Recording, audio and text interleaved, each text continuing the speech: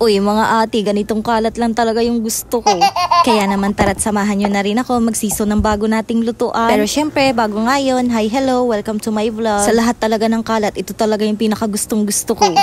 Dahil ate, matik yan kapag may pabox na ganyan at mga bubble wrap. Isa lang ang ibig sabihin yan, meron na naman bagong gamit sa bahay. At syempre, dahil meron na naman tayong bagong gamit sa bahay, talaga nga naman sisipagin na naman tayo. Meron kasi nagpadala sa atin ng regalo. Galing nga sa isang follower natin from Dubai. Non-stick cooking set ngayon, kaya nga nakot lalo nga tayong sisipagin sa pagluluto niyan. Pero syempre, bago nga muna natin gamitin, isisiso na nga muna natin para nga matagal-tagal din nating magamit. Sobrang nakakatuwa nga lang dahil ang dami rin sa ating nagko-congratulate dahil meron nga tayong bagong lutuan. At excited na nga rin daw sila na mag-cooking vlog nga daw tayo. Kaya nga hanggang ngayon, nag-iisip pa nga rin ako kung ano nga yung magandang iluto gamit nga yung mga bagong lutuan. Kung meron kayong naisip, suggest kayo mga mima. O siya, heto nga't naghugas na nga muna ako nitong mga hugasin para nga maluwag-luwag tayo makapagsiso ng bago nating lutuan. Dito ko na nga nilalagay sa ilalim ng lababo yung mga luma kong kaldero. Nasasagwaan kasi akong tingnan noong nasa ilalim pa nga sila nung kalanan ko. Ngayon na meron na nga tayong aesthetic ng mga lutuan, baka ito na nga rin yung ilagay ko sa ilalim nga nung kalanan ko. Ayan, at nang matapos na nga ako makapaghugas, nagpunas-punas na nga lang din muna ako. Pagkatapos, sinunod ko na nga rin kuhain yung mga silikon na sandok para nga mahugasan ko na din. Naalala ko nga nung nagluto ako ng beef broccoli with mushroom. Gamit nga rin yung isa kong bagong lutuan. May nakapansin nga sa ginamit ko na sandok doon. Dahil kasi biglaan lang din naman yung pagbili ko ng lutuan na yon. Wala pa nga talaga akong silikon na sandok, kaya nga natural na sandok lang yung ginamit ko. Plan ko na nga rin talagang bumili ng ganito at buti na nga lang hindi pa nga ako nakakapag-check out. Dahil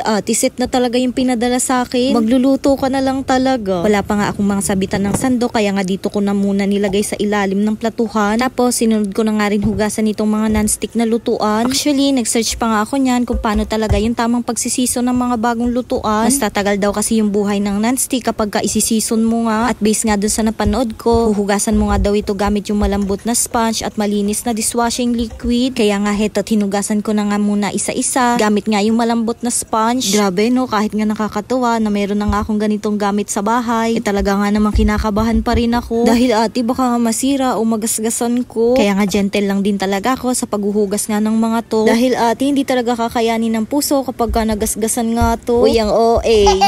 At pagkatapos, pupunasan mo nga raw ng tissue o kaya malinis na pamunas. At dahil wala naman akong tissue dito sa bahay, kumuha na nga lang ako ng damit na hindi na nga ginagamit ng mga bata. Color white na nga rin yung napili ko para nga sure na malinis din. Tapos yung next naman na gagawin, ilalagyan mo nga daw ito ng mantika. Meron naman akong brush dito sa bahay pero dahil nawawala nga, tinry ko nga muna itong sandok. Yun nga lang, hindi siya maikalat na mabuti, kaya nga heto't kinamay ko na nga lang. At nang maikalat ko na nga mabuti, binuksan ko na nga rin yung kalat. Syempre, nilow heat ko nga lang. At paiinitin mo nga lang yan ng 4 minutes. Tapos palalamigin mo nga lang at hindi na nga yan babanlawan dahil pupunasan mo nga lang ulit yan ng tissue or malinis na pamunas. Tapos pwede mo na nga yan itabi or gamitin. O diba, ganun lang naman kadali. Hindi naman siguro masamang maniwala, lalo na nga kung ikagaganda at ikatatagal nga ito ng mga gamit sa bahay. O siya, hanggang dito na lang muna mga mima ko.